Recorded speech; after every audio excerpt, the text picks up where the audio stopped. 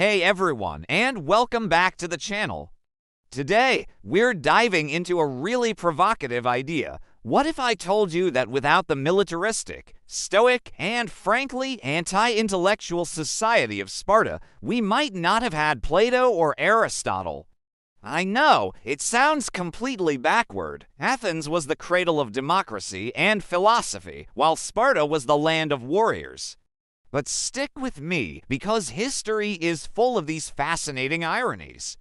To understand this, we need to rewind to the 5th century BC. The Greek world was dominated by two superpowers, Athens and Sparta. They were like the yin and yang of ancient Greece. Athens was a bustling hub of trade, art, and new ideas. It was the home of the Parthenon, Socrates, and groundbreaking theater. Sparta, on the other hand, was a closed-off, landlocked military state. Spartan life was entirely dedicated to one thing, creating the perfect soldier. From the age of 7, boys were taken from their homes and put through a brutal training regime called the agoge. Everything family, art, personal wealth was secondary to the state and its army. Now, you'd think these two city-states were destined to clash, and you'd be right. The Peloponnesian War, a devastating conflict that lasted nearly 30 years, pitted Athens and its empire against Sparta and its allies. For Athens, this wasn't just a military conflict, it was an existential crisis. Their whole way of life, their belief in democracy, their naval supremacy, it was all put to the test. And in 400 for BC, they lost, Sparta won. The Athenian navy was dismantled, their defensive walls were torn down, and a pro-Spartan oligarchy, the 30 Tyrants, was installed. This defeat was a profound shock to the Athenian psyche. Imagine being at the top of the world, convinced your system is the best, only to be utterly crushed by your complete opposite. It would force you to question everything you thought you knew, and that is exactly what happened in Athens. The citizens started asking themselves some very hard questions. How did this happen? Was our democracy flawed? What is the best way to organize a society? Was there something about the Spartan system, as harsh as it was, that made it stronger? This period of intense self-reflection and crisis created the perfect breeding ground for a new wave of philosophy.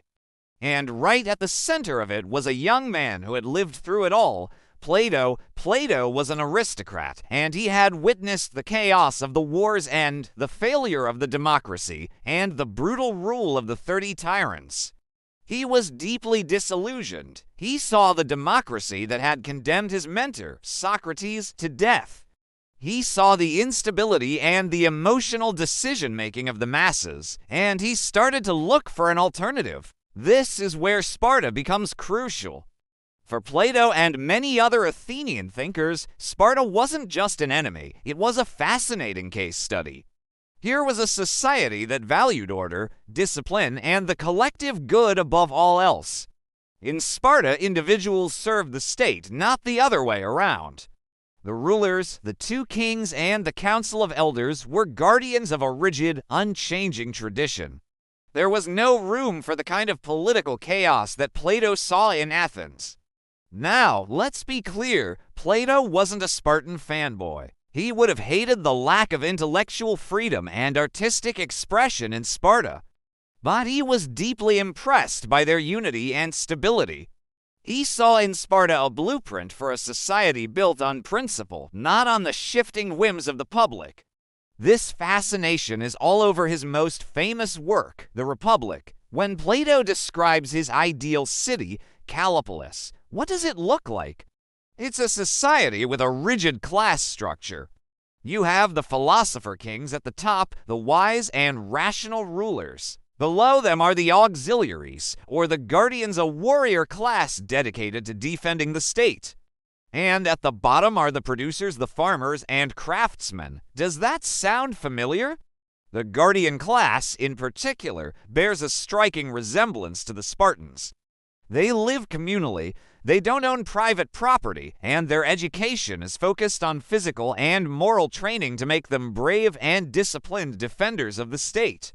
Plato basically took the Spartan model, stripped away its anti-intellectualism, and placed philosophers in charge instead of generals. The very idea of designing a perfect society from the ground up was a direct response to the perceived failure of Athenian democracy and the shocking success of its Spartan rival. Without the Spartan problem to solve, the Republic as we know it might never have been written. And the story doesn't end with Plato. Plato went on to found his own school in Athens, the Academy. And his most brilliant student was a young man from northern Greece named Aristotle.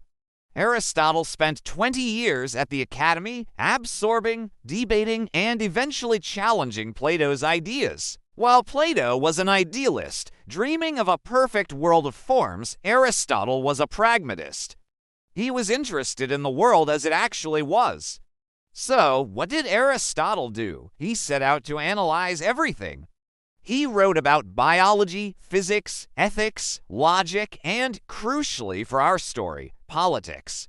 In his work Politics, Aristotle collected and studied the constitutions of 158 different Greek city-states, trying to figure out what works and what doesn't. And which city-state gets a huge amount of attention? You guessed it, Sparta. Aristotle provides one of the most detailed and critical analyses of the Spartan system that we have from the ancient world. He admired its stability and the way it trained its citizens for virtue, at least the virtue of courage, but he was also a sharp critic. He pointed out its flaws. The system brutalized its citizens. It treated the enslaved Helot population horrifically, and by focusing only on military virtue, it failed to teach its people how to live well during peacetime. He famously noted that the Spartan state was like a weapon that rusts when it is not at war. But think about what's happening here. The entire framework of political philosophy is being built on this Athens versus Sparta debate. Plato proposed a radical, idealized solution inspired by Spartan order. Aristotle, his student, responded with a more practical, critical analysis, using Sparta as a prime example of a system with both strengths and fatal weaknesses. Their philosophical dialogue was fueled by the real-world political drama that had unfolded between these two cities. The questions they asked: what is justice? What is the best form of government? What is the purpose of the state? Were not abstract academic exercises. They were urgent, vital questions born from the trauma of war and the challenge posed by Sparta's victory. So let's trace it back. The Peloponnesian War ends with a Spartan victory. This crisis forces a generation of Athenian thinkers, led by Plato, to fundamentally question their own society. Plato looks to Sparta for a model of order and stability, and uses it as a foundation to build his own ideal state in the Republic. This act essentially creates the field of political philosophy as we know it. Then, his student Aristotle inherits this framework, critiques it, and develops his own, more empirical approach to politics, again using Sparta as a central case study. Without Sparta, Athenian intellectuals wouldn't have had this powerful, successful, and deeply challenging alternative to grapple with. Their political philosophy might have remained shallow, self-congratulatory praise of their own system. It was the stark, brutal contrast of Sparta that forced them to dig deeper, to justify their own values, and to imagine new possibilities for how human beings could live together. Sparta, the city that produced almost no philosophy of its own, inadvertently created the conditions for the greatest philosophical boom in history. It served as the ultimate other, the mirror in which Athens was forced to see itself, flaws and all. And in doing so, it helped give birth to the Western intellectual tradition.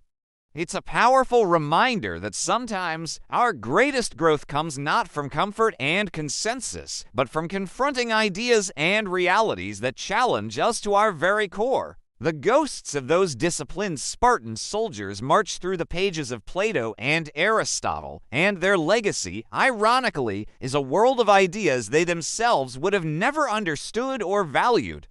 What do you think? Is it a stretch, or does this hidden connection between Sparta and Athenian philosophy make sense to you?